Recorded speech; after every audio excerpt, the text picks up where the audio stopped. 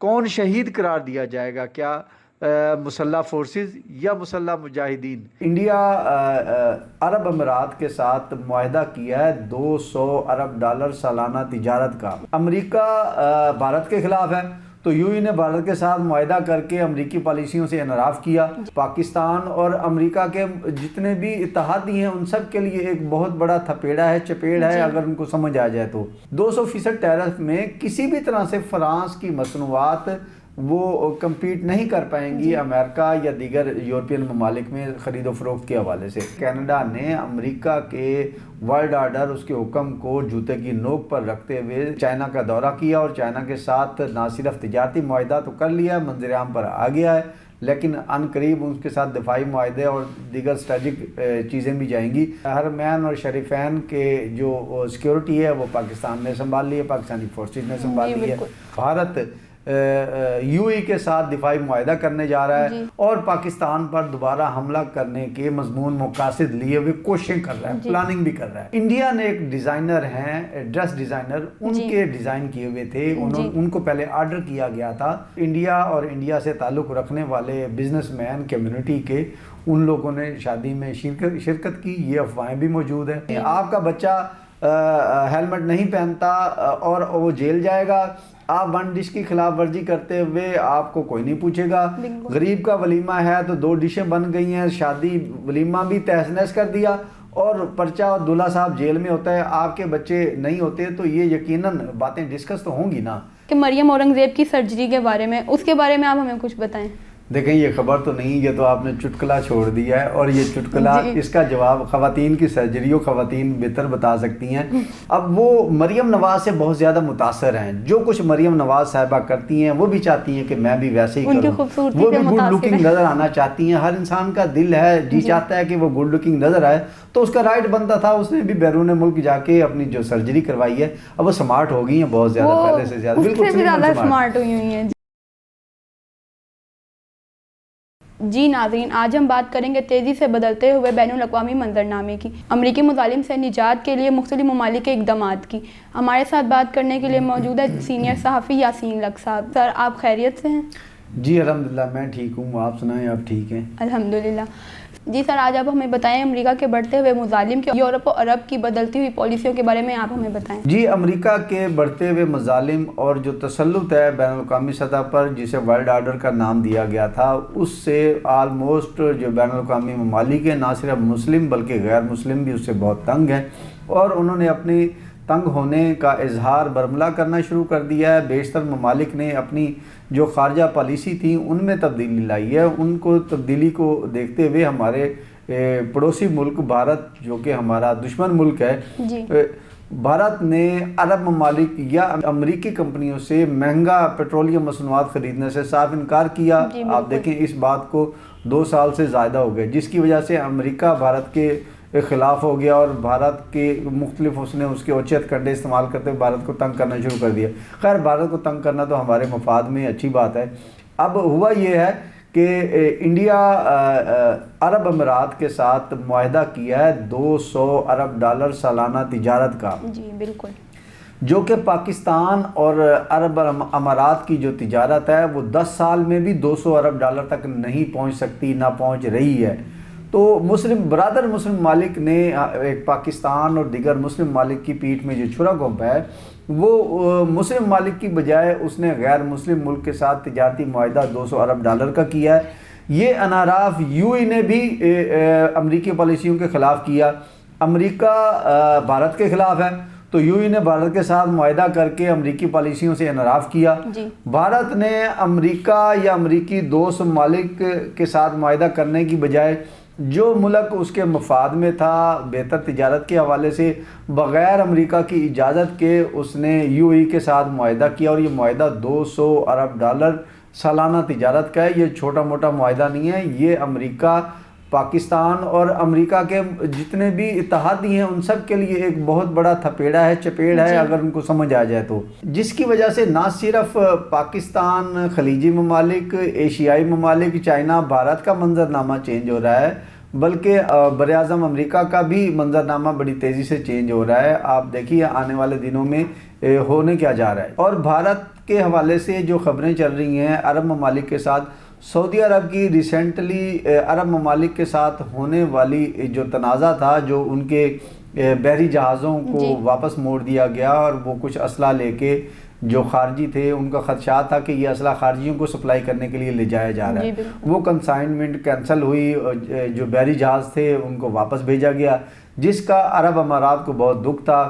اس کی وجہ سے عرب امارات اب دفاعی معاہدہ کرنے جا رہا ہے انڈیا کے ساتھ۔ آپ نے دیکھا ہوگا کہ ریسنٹلی پاکستان نے چند ماہ پہلے دفاعی معاہدہ سیکیورٹی کے حوالے سے معاہدہ سعودی عرب کے ساتھ کیا ہے، سعودی عرب نے پاکستان کے ساتھ کیا ہے، اور پاکستان نے اپنی فورسز سعودی عرب میں بھیج دی ہیں، سیکیورٹی کے حوالے سے ذمہ داریاں سنبھال لی ہیں۔ اب عرب امارات کو پاکستان کی سیکیورٹی اور سعودیہ کی سیکیورٹی کا مخالف ملک سے معاہدہ کرنا چاہتے ہیں، یعنی کہ انڈیا کے ساتھ، تاکہ وہ پاکستان کی وہاں پر سیکیورٹیز کو نقصان پہنچا سکے سعودی عرب میں۔ اس بہانے سے یو اے ای کی جو وہ غم و غصہ ہے وہ بھی پورا ہو جائے گا۔ پاکستان اور انڈیا کا ٹکراؤ اب ہو سکتا ہے آنے والے دنوں میں سعودی عرب اور عرب ممالک کی فضاؤں میں ہو، پاکستانی اور انڈیا کی فضاؤں میں شاید نہ ہو۔ تو یہ بہت بڑی ایک تبدیلی ہے جو کہ ہو چکی ہے اور مزید اس پر عمل درآمد ہونے جا رہا ہے۔ جی سر، اب آپ ہمیں بتائیں کہ کیا صرف فرانس نے ہی امریکی پالیسیوں کو ماننے سے انکار کیا یا پھر اس میں کوئی اور ملک بھی شامل ہے؟ جی بالکل، بڑی اچھی بات کی ہے۔ فرانس نے تو ریسنٹلی آپ دیکھیں نا اسے انکار کر دیا ہے، جو امریکہ نے غزہ فلسطین پر قبضہ جمانے کے لیے اپنے چند ممالک کی کمیٹی بنائی، گروپ بنایا، جس میں پاکستان کو بھی شامل کیا۔ سوشل میڈیا پر وائرل ہونے والی مختلف خبروں کے مطابق گزشتہ دنوں ورلڈ اکنامک فورم کے سالانہ اجلاس میں وزیر اعظم پاکستان نے شرکت کی۔ شرکت کے دوران امریکی صدر کی درخواست پر وزیر اعظم پاکستان میاں شہباز شریف نے غزہ امن معاہدے پر دستخط کر دیے۔ تقریب کے دوران امریکی صدر ٹرمپ نے فیلڈ مارشل سید عاصم منیر کی طرف ہاتھ لہرا کر ان کا خیر مقدم کیا اور مسکراہٹ کا دونوں طرف سے تبادلہ کیا گیا۔ غزہ کے اس امن معاہدے میں پاکستان کے علاوہ ارجنٹائن، انڈونیشیا، قطر، سعودی عرب جیسے دیگر اہم ممالک بھی حصہ بن چکے ہیں، جبکہ بھارت نے فی الحال اس امن معاہدے سے دوری اختیار کرتے ہوئے اسے دستبرداری ہی اختیار کی ہے اور اس پر دستخط نہیں کیے۔ ان کے مطابق پاکستان بھی امریکہ کے اس گروپ میں شامل ہے جو فلسطین میں امن کے نام پر امریکی وہاں پر قبضہ جمانے کے مترادف ہونے جا رہا ہے۔ ایشو یہ چل رہا ہے کہ پاکستانی فورسز کو دیے جانے والے جو پیکیج ہے، چارجز ہیں، ان میں بہت ڈیفرنس ہے۔ پاکستان جو ہے وہ ان میں بہت زیادہ ڈیمانڈ کر رہا ہے، جبکہ انٹرنیشنل سطح پر جو اسرائیل ہے اس کی جانب سے وہ چارجز بہت منیمم بتائے جا رہے ہیں۔ یہ سوشل میڈیا کی خبریں، یہ غلط بھی ہو سکتی ہیں، ضروری نہیں کہ یہ ٹھیک ہوں، یہ ٹھیک بھی ہو سکتی ہیں، غلط بھی ہو سکتی ہیں۔ اس کا فیصلہ آنے والا وقت کرے گا کہ پاکستان اس گروپ میں شامل ہے یا نہیں ہے، اگر ہے تو کن چارجز پر فورسز بھیجے گا امن کے نام سے جو وہاں فورسز نہ صرف پاکستان بلکہ دنیا بھر کے تمام مسلم ممالک و غیر مسلم ممالک کے عوام کی جانب سے ایک سوال جو کہ بار بار سوشل میڈیا پر گردش کر رہا ہے کہ امریکہ کی جانب سے غزہ میں امن کے نام پر بنائے جانے والے بورڈ آف پیس کے اس معاہدے میں پاکستان، سعودی عرب سمیت دیگر مسلم ممالک نے شرکت کی۔ غزہ میں امن کے قیام پر مختلف فورسز اور مجاہدین کی درمیان ہونے والی مستقبل کی ممکنہ جھڑپوں میں جو شہادتیں ہوں گی، جو جہاں بک افراد ہوگے، تو کون شہید قرار دیا جائے گا؟ کیا مسلح فورسز یا مسلح مجاہدین؟ اس سوال کا جواب ابھی تک تو کسی کی طرف سے سامنے نہیں آ سکا۔ جی ناظرین، پیس بورڈ میں پاکستان کی شرکت اور پیس بورڈ کے معاہدے پر دستخط کے حوالے سے ترجمان افواج پاکستان کا موقف سامنے آ گیا۔ سوشل میڈیا پر وائرل ہونے والے اس بیان کے مطابق پاک فوج کے ترجمان نے بتایا کہ پاکستان کی افواج حماس کو غیر مسلح کرنے میں حصہ دار نہیں ہوں گی۔ حماس کو غیر مسلح کرنے میں شرکت ہماری ریڈ لائن ہے۔ سیکیورٹی ذرائع نے یہ بھی بتایا کہ فوج اور قوم کے درمیان کوئی دراڑ نہیں ہے، نہ ہی کوئی ڈال سکتا ہے، نہ ہی کسی کو اس کی اجازت دی جائے گی۔ رشتہ بہت گہرا اور مضبوط ہے۔ اس وقت غزہ میں ہونے والی خون ریزی کو روکنا ہماری اور دوست ممالک کی اولین کوشش اور ترجیح ہے۔ پاکستان فلسطین کے مسئلے پر اب اصولی موقف پر آج بھی قائم ہے اور ہمیشہ قائم رہے گا۔ لیکن فرانس نے اس گروپ میں شامل ہونے سے صاف انکار کر دیا ہے۔ فرانس کے اس انکار کے بعد ٹرمپ صاحب نے جو بیان دیا ہے کہ اس نے کہا ہے کہ تجارتی امپورٹ اور ایکسپورٹ میں فرانس پر 100% کی بجائے 200% ٹیرف عائد ہوگا، یعنی کہ 200% ٹیرف میں کسی بھی طرح سے فرانس کی مصنوعات وہ کمپیٹ نہیں کر پائیں گی امریکہ یا دیگر یورپین ممالک میں خرید و فروخت کے حوالے سے۔ تو یہ بڑا ایک تنازع چل رہا ہے ٹیرف کے حوالے سے، فرانس کا رد عمل کیا آتا ہے امریکی صدر کے بیان کے بعد، یہ تو آنے والے دنوں میں سامنے آ جائے گا۔ لیکن فرانس کے ساتھ ساتھ آپ نے دیکھا کہ کینیڈا نے بھی جو گزشتہ دنوں چائنا کا دورہ کیا ہے، کینیڈا کے وزیر اعظم نے چائنا کے وزیر اعظم سے ملے، صدر سے ملے۔ وہ یہ ملاقاتیں انٹرنیشنل سطح کی کوئی دوستانہ اور گپ شپ کے لیے نہیں ہوتی، یہ تجارت، دفاعی معاہدوں اور ان چیزوں کو دیکھتے ہوئے ہوتی ہیں، تاکہ جو منظرنامہ چینج ہونے جا رہا ہے اس میں کون سا ملک کس کے لیے زیادہ سود مند ثابت ہوگا، ہر ملک اس کے ساتھ زیادہ اپنی ایفیلیشن کرنے جا رہا ہے۔ تو جو انڈیا اور کینیڈا کا معاہدہ ہونے جا رہا تھا وہ 100% ٹیرف کی بجائے وہ 5 سے 6% ٹیرف پر چلا جائے گا۔ کیوں؟ اس کی وجہ جو امریکی براعظم ہے اس میں رہتے ہوئے کینیڈا نے امریکہ کے ورلڈ آرڈر، اس کے حکم کو جوتے کی نوک پر رکھتے ہوئے چائنا کا دورہ کیا، اور چائنا کے ساتھ نہ صرف تجارتی معاہدہ تو کر لیا ہے، منظر عام پر آ گیا ہے، لیکن ان قریب ان کے ساتھ دفاعی معاہدے اور دیگر اسٹریٹجک چیزیں بھی جائیں گی۔ چائنا اپنی الیکٹرک کاریں اور دیگر اکوپمنٹ کینیڈا کو بیچے گا، کینیڈا زرعی اجناس اور دیگر جو بھی ان کی برآمدات ہیں وہ چائنا کو بھیجے گا۔ تو یہ اس طرح سے چلے گا، وہ 100% کی بجائے دونوں ملک 6%، 5 سے 6% پر آئیں گے، وہاں پر آ کے انٹرنیشنل پروڈکٹ کے ساتھ وہ کمپیٹ کر پائیں گے، اپنی تجارت کو فروغ دے پائیں گے، بہتر طریقے سے فائٹ کر سکیں گے۔ یہ صورتحال چل رہی ہے فرانس کی اور امریکہ کے ساتھ۔ جی، پاکستان سعودی عرب میں فوجی مشقیں کیوں کر رہے ہیں؟ دیکھیں، ایک امریکہ جو ہے وہ ایسی کوئی وہ کہنا ہے ساڈے پنجابی کہتے ہیں حرام دی نچ ہے، تو وہ ایسی حرام کی نچ ہے، وہ جان بوجھ کر اپنے برادر، اپنے ہم خیال اور اپنے دوست ممالک کے ساتھ بھی دشمنوں کے ذریعے چھیڑ چھاڑ کرواتا ہے، جی بالکل، تاکہ اس کو اسلحہ بیچا جا سکے، اس کے ساتھ سیکورٹی۔ تو اس کی یہ اسٹریٹجی، یہ پالیسی آلموسٹ دنیا کے ممالک سمجھ چکے ہیں۔ جی، اس کو دیکھتے ہوئے آلریڈی سعودی عرب نے سیکورٹی معاہدہ جو تھا وہ اپنا اس کے ساتھ امریکہ کے ساتھ کیا ہوا تھا، لیکن امریکہ نے جب سے حملہ کیا ہے قطر پر حماس کی سرچنگ کے اس آڑ میں، اب عرب نے بھی، سعودی عرب نے پاکستان کے ساتھ سیکورٹی معاہدہ کر لیا، وہاں پر حرمین اور شریفین کے جو سیکورٹی ہے وہ پاکستان نے سنبھال لی ہے، پاکستانی فورسز نے سنبھال لی ہے۔ تو یہ سیکورٹی معاہدہ جو ہے، تو یہ سیکورٹی معاہدے کی بنیادی وجہ ہی یہی تھی۔ اب خوارج کے ذریعے سعودی عرب پر اٹیک، میزائل اور راکٹ لانچر داغے جاتے ہیں، تو سعودی عرب کو کسی بھی طرح سے یہ قبول نہیں ہے کہ کوئی بھی داعش کی آڑ میں، خوارج کی آڑ میں یا کسی اور تنظیم کی آڑ میں سعودی عرب پر حملہ کرے اور سعودی عرب خاموش رہے۔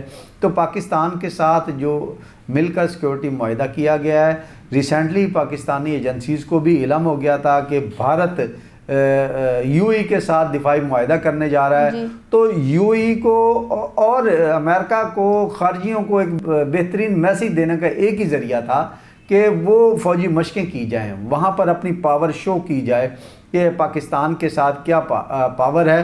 سعودی عرب کی فورسز اور پاکستان کی فورسز مل کر وہاں مشقیں کر رہی ہیں، اپنی طاقت کا توازن اب دنیا کو باور کرا رہی ہیں، ان کے پاس ٹیکنالوجی کیا ہے، سائنس اینڈ ٹیکنالوجی، جنگی طیاروں کے حوالے سے، میزائلوں کے حوالے سے، یہ سب کچھ وہاں پہ ایک تو مشقوں کی آڑ میں تجربات ہو رہے ہیں کہ اگر دشمن حملہ کرے گا تو ہم کس طرح اس کو فیس کریں گے، کس طرح لڑ سکیں گے۔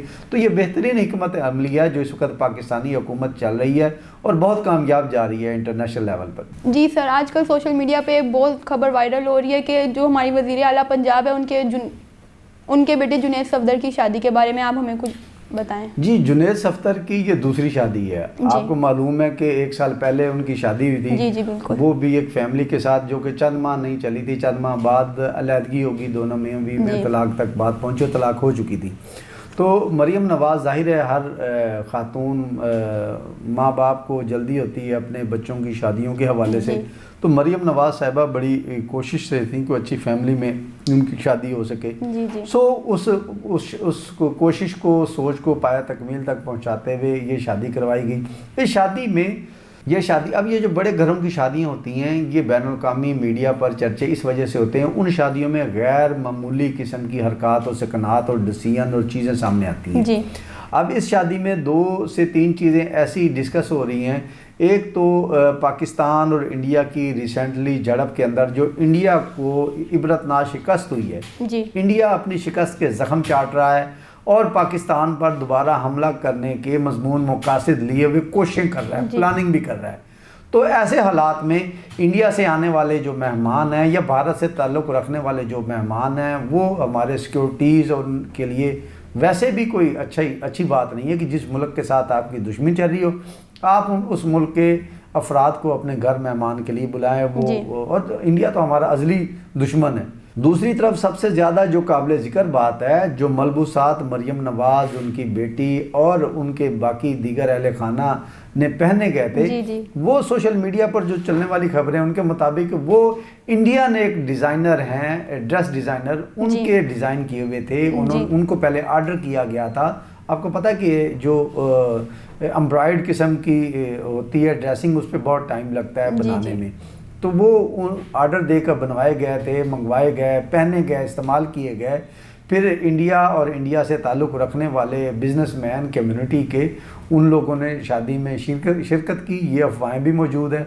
تو یہ چیزیں ڈسکس رہی ہیں ایک طرف، اور دوسری طرف ہماری پنجاب اور پاکستان گورنمنٹ کا ہے ون ڈش کا، پورے ملک میں ایک فیصلہ ہے کہ شادیوں میں نمود و نمائش نہ کی جائے، سادگی برتی جائے، ون ڈش کی پابندی کہ ایک ہی قسم کا کھانا پکایا جائے۔ اب دیکھیں کہ جتنی اقسام کے جنید صفدر کی شادی میں، ولیمے میں جو کھانے پکے تھے وہ قابل ذکر نہیں ہے، وہ میڈیا پر بیان کرنا بھی نہیں چاہیے، جس سے معاشرتی نظام کے بگاڑ میں ایک منفی سامنے آتی جو کہ نہیں آنی چاہیے۔ تو ایک یہ چیز بھی تھی کہ آپ اپنے عوام پر تو ایک قانون نافذ کرتے ہیں ون ڈش کی پابندی کا، جبکہ آپ کی اپنی شادی اور مہمانوں کے آنے، ان کی ضیافت کے حوالے سے جو آپ نے اہتمام کیا تھا وہ ون ڈش کی جو قانون تھا اس کی پابندی سے انحراف تھا۔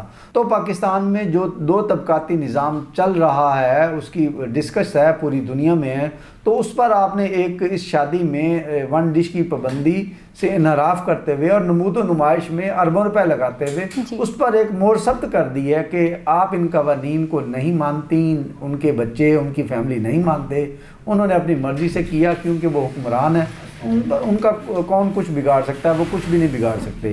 تو یہ باتیں قابل ذکر تھیں۔ آپ دیکھیں کہ گزشتہ ایک سپیچ کے اندر خواجہ آصف صاحب نے اسمبلی میں کیا کہا تھا کہ یہ شادیوں میں نمود و نمائش اور اربوں روپے کے جو اخراجات ہیں ان کی نفی کی، اور اشرافیہ میں یہ شادیوں کے نمود و نمائش جو کیے جاتے ہیں اربوں روپے خرچ کیے جاتے ہیں۔ جیسے آپ دیکھیں چند سال پہلے صدر آصف علی زرداری صاحب کی بڑی بیٹی کی شادی میں بھی یہی کچھ ہوا تھا۔ تو خواجہ آصف نے کھل کر اس چیز کا اختلاف رائے بھی کیا ہے، اور بہت سارے مسلم لیگی دوست ہیں، مسلم لیگی رہنما بھی ہیں، دیگر پارٹیوں سے تعلق رکھنے والے لوگ بھی ہیں جو ان چیزوں کے بارے میں برملا میڈیا پر آپ پر اختلاف کر رہے ہیں کہ آپ وہ قانون بناتے ہی کیوں جس کی آپ خود عمل درآمد خود نہیں کر سکتے، عوام پر گن پوائنٹ کے ذریعے عمل درآمد کراتے ہیں۔ آپ کا بچہ ہیلمٹ نہیں پہنتا اور وہ جیل جائے گا، آپ ون ڈش کی خلاف ورزی کرتے ہوئے آپ کو کوئی نہیں پوچھے گا۔ غریب کا ولیمہ ہے تو 2 ڈشیں بن گئی ہیں، شادی ولیمہ بھی تہس نہس کر دیا، اور پرچہ اور دلہا صاحب جیل میں ہوتا ہے، آپ کے بچے نہیں ہوتے، تو یہ یقیناً باتیں ڈسکس تو ہوں گی نا، آپ اس پر عمل درآمد کریں یا نہ کریں، دنیا میں یہ باتیں ڈسکس ضرور ہوں گی جو کہ اچھا امپیکٹ نہیں ہے۔ قانون وہ بنائیں جو زمینی حقائق کے مطابق ہو اور اس پر عمل درآمد ہو سکے، حکمران بھی کریں اور عوام بھی کریں، یقیناً ہونا بھی چاہیے۔ سر ایک اور خبر سوشل میڈیا پہ بہت وائرل ہو رہی ہے کہ کراچی میں جو پلازا ہے اس میں آتی لڑکی کے بارے میں آپ کے پاس کیا اپڈیٹ ہے؟ جی بالکل، بدقسمتی سے کراچی گزشتہ کوئی 3 دہائیوں سے بہت زیادہ غمگین حالات کا سامنا کر رہا ہے۔ کراچی میں جب سے ایم کیو ایم کا وہاں پہ راج ہوا ہے تب سے مارا ماری اور مار دھاڑ، جلاؤ گھیراؤ اور یہ چیزیں چل رہی ہیں۔ یہ تو مہربانی ہے ہماری فورسز کی اور حکمرانوں کی، انہوں نے گزشتہ کوئی 1 دہائی سے کراچی کے حالات پر قابو پاتے ہوئے وہاں امن قائم کر دیا ہے، وہاں پر کسی قسم کی بربریت نہیں ہوتی۔ آپ جانتی ہیں کہ 2012 میں جو ثانیہ بلدیہ ٹاؤن ہوا تھا اور اس پر تمام تر جو اس کے حقائق اور شواہد تھے وہ ایم کیو ایم کی طرف جا رہے تھے، ایم کیو ایم کے اراکین اور ان کے ممبران کی طرف گئے، گو کہ کورٹس میں عدم ثبوت کے وہ بری ہو گئے اور وہ مقدمہ ختم ہو گیا، لیکن وہ جو ہزاروں زندہ انسان وہاں جلائے گئے، لقمہ اجل بنائے گئے، ان کا جواب دے آخر روز قیامت آپ کو ہونا ہے، آپ کو جواب دینا پڑے گا۔ اسی طرح کا ہی ملتا جلتا یہ واقعہ ہے ابھی جو کراچی میں پیش آیا ہے۔ کراچی کے انتہائی گنجان آباد علاقے میں گل پلازہ ہے جو کہ جس کی تعمیر کے حوالے سے جو نقشہ پاس کیا گیا تھا اس میں 1020 کے قریب آپ کمرے، دکانیں، آفیسز بنا سکتے ہیں، جبکہ مالک پلازہ نے سندھ گورنمنٹ کے جو ڈیولپمنٹ اتھارٹی ہے ان کے حکام سے ملی بھگت کرتے ہوئے 1200 سے زائد کمرے، دکانیں، دفاتر بنائے، تعمیر کیے۔ ایک تو وہ آور برڈر آور کراؤڈ ہوا، دوسرا وہاں گنجان آباد علاقے میں سپلائی کی تاریں ہیں، وہ شارٹ سرکٹ کے واقعات عام ہیں۔ اس پلازے میں بھی جو آگ لگی، آتش زدگی ہوئی، اس میں اب تک کی اطلاعات کے مطابق 26 سے زیادہ افراد جہاں بحق ہوئے ہیں وہ، اور بیشتر ان میں سے اموات ایسی ہیں جن کی شناخت بھی نہیں ہو سکتی، وہ آگ لگنے کی وجہ سے جل کر پکوڑا ہو گئی ہیں، وہ سیاہ ہو گئی ہیں، جن کی شناخت کے لیے سندھ حکومت اور فرانسک لیبارٹری بہت کوششیں کر رہی ہے۔ تو یہ یہاں بھی شارٹ سرکٹ کا واقعہ پیش آیا۔ پاکستان میں سب سے بڑا جو ڈرا بیک ہے وہ آگ بجھانے کے آلات اور طریقہ کار ہے۔ ہمارے ملتانی کے ایک انڈسٹریلسٹ ہیں، ایک دہائی پہلے ان کی سٹور میں، فیکٹری کے سٹور میں آگ لگی، گتے کا سٹور تھا، آگ لگنے ایک چھوٹے موٹے جو حصے میں لگی، خیر فائر بریگیڈ اور ریسکیو فوری طور پہ پہنچی، آگ بجھائی۔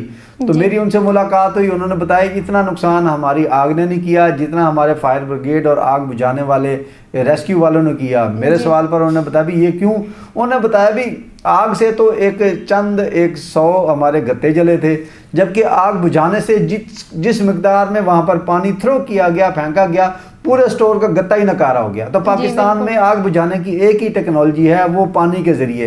دنیا میں آگ بجھانے کے بہت سارے دیگر طریقے ایسے ہیں جہاں بغیر پانی کے بھی آگ بجھائی جا سکتی ہے۔ پاکستانی حکمرانوں کو ایسی ٹیکنالوجی، ایسے طریقہ کار اڈاپٹ کرنے چاہیے، استعمال کرنے چاہیے۔ کراچی کے اس گل پلازہ ثانیہ میں بھی یہی ہوا۔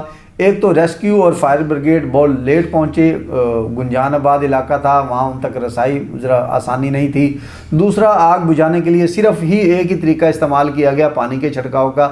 آپ باہر سے کھڑے ہو کر ایک پلازے میں پانی چھڑکاؤ کر رہے ہیں، وہ بیرونی دیوار یا ایک سٹیپ اندر تک تو آگ بجھا سکتے ہیں، لیکن اس پلازے کی ڈیپتھ تک جو آگ پھیلی ہوئی ہے وہاں نہیں بجھا سکتے۔ تو وہ آگ پھیلتی اس لیول تک پھیل گئی کہ پورا پلازہ زمین بوس ہو گیا، جل کر آپ کے 3 دن تک آپ اس کی مکمل طور پر آگ پر قابو نہیں پا سکے۔ یہ بہت بڑی ناکامی ہے ہمارے انتظامی امور کی، ہمارے اداروں کے حوالے سے یہ ان کی ناکامی کا منہ بولتا ثبوت ہے۔ کتنی قیمتی جانیں ضائع ہوئیں، کتنا مالی نقصان ہوا، اس کا کسی کو کوئی افسوس نہیں۔ البتہ سندھ گورنمنٹ نے چھوٹا سا ایک اعلان کر دیا کہ یہ مرنے والوں کے لیے 1-1 کروڑ روپے وہ جو دیا جائے گا، تو وہ ایک کسی بھی شخص کی فیملی کے لیے کوئی حیثیت نہیں رکھتا۔ وہ قیمت اصل انسانی جان کی تھی جو ضائع ہوگی۔ تو یہ بدقسمتی سے پاکستان میں اداروں کی کارکردگی، وہ جس ادارے کا جہاں بھی کوئی واسطہ یا پڑتا ہے کسی بڑے اس ثانیہ کے ساتھ، تو اس کی کارکردگی کا پول اسی وقت کھل جاتا ہے کہ ان کے پاس اتنی نہیں ہوتی قابلیت کہ وہ اس پر بھرپور طریقے سے قابو پا سکیں، ماں سوائے ہماری فورسز کے جو کہ بین الاقوامی سطح پہ جو لڑ رہی ہیں۔ جی سر، اب آپ ہمیں بتائیں گے جو یہ خبر آج کل سوشل میڈیا پہ بہت زیادہ وائرل ہو رہی ہے کہ مریم اورنگزیب کی سرجری کے بارے میں، اس کے بارے میں آپ ہمیں کچھ بتائیں۔ دیکھیں، یہ خبر تو نہیں، یہ تو آپ نے چٹکلا چھوڑ دیا ہے، اور یہ چٹکلا اس کا جواب خواتین کی سرجری خواتین بہتر بتا سکتی ہیں۔ مجھے تو اس بارے میں اتنا ہی علم ہے جتنا سوشل میڈیا پر اس کی خبریں وائرل ہو رہی ہیں۔ اب کیونکہ مریم اورنگزیب آپ کو پتہ ہے وہ اپنی والدہ کے دور سے، اب میں ان کی والدہ کی ہسٹری تو خیر بیان نہیں کروں گا، وہ ناقابل بیان ہے آج، کیونکہ آج مریم اورنگزیب ایک نیشنل لیول کی جو ہے سیاستدان ہے، ان کی والدہ کی کیا حقیقت تھی وہ بیان نہیں کرنی چاہیے۔ اب وہ مریم نواز سے بہت زیادہ متاثر ہیں، جو کچھ مریم نواز صاحبہ کرتی ہیں وہ بھی چاہتی ہیں کہ میں بھی ویسے ہی کروں، وہ بھی گڈ لکنگ نظر آنا چاہتی ہیں۔ ہر انسان کا دل ہے، جی چاہتا ہے کہ وہ گڈ لکنگ نظر آئے، تو اس کا رائٹ بنتا تھا، اس نے بھی بیرون ملک جا کے اپنی جو سرجری کروائی ہے، اب وہ سمارٹ ہو گئی ہیں بہت زیادہ، پہلے سے زیادہ، بالکل سمارٹ ہوئی ہیں جی، اتنے سلم اینڈ سمارٹ ہو گئی ہیں کہ خیر اب دونوں میں کہیں مقابلہ نہ ہو جائے کہ مریم نواز بھی سمارٹ ہونے کے چکر میں کوئی اور ایک اور سرجری کروا کے آ جائے۔ تو یہ خبر دلچسپ ہے۔ یہ اشرافیہ اپنے ضروریات نہیں، تعیشات کے، لوازمات کے پورے کرنے کے لیے اربوں روپے خرچ کرتی ہے۔ یہاں پاکستان میں جو غربت 40% سے زیادہ بڑھ چکی ہے آپ کی ٹوٹل آبادی کا، جو 2 ٹائم کی روٹی کے لیے ترستے ہیں، ان لوگوں کو میں تو یہی کہوں گا شرم آنی چاہیے۔ وہ اربوں، وہ کروڑوں روپیہ غریبوں کو تقسیم کر دیں، اللہ پاک آپ کی میں مزید بہتر خوبصورتی ویسے ہی لے آئے گا، آپ کے کردار میں بھی، آپ کے نکھار میں بھی، جسمانی میں بھی۔ تو میں تو یہی کہہ سکتا ہوں اس بارے میں۔ جی ناظرین، آپ نے سوشل میڈیا پر مختلف گردش ہونے والی خبروں کے بارے میں تحقیقات جانی اور امریکہ کے مظالم کے بارے میں بھی جانا۔ تو اگر آپ کو ہماری تحقیقاتی رپورٹس پسند آئی ہیں تو ہمارے چینل کو لائک کریں، سبسکرائب کریں اور دیکھتے رہیے سی نیوز۔ شکریہ۔ جی